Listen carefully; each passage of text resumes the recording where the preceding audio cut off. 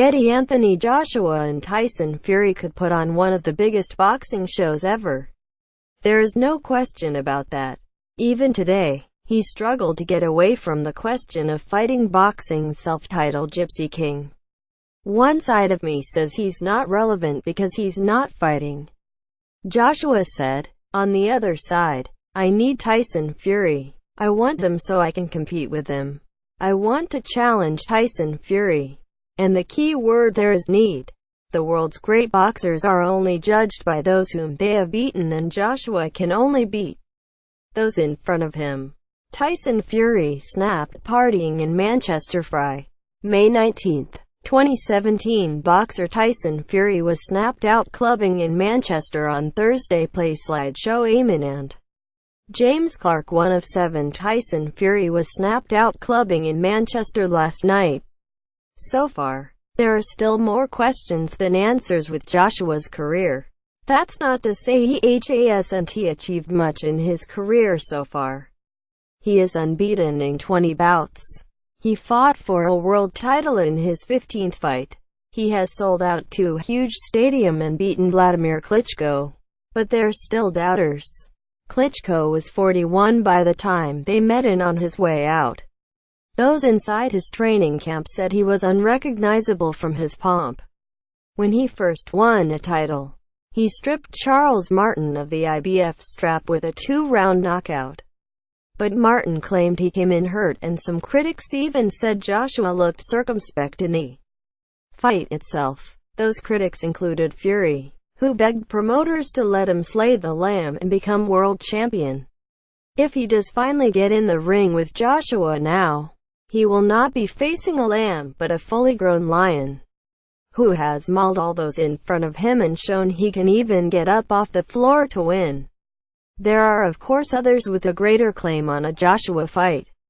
Both Deontay Wilder and Joseph Parker hold belts that the Brit wants in order to unify the division. Parker is generally regarded as a weak and fortunate world champion, having beaten Andy Ruiz to win the vacant belt.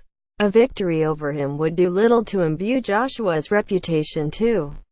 Wilder is a more dangerous opponent, with astounding knockout power but wild form that even the layman can see is exploitable.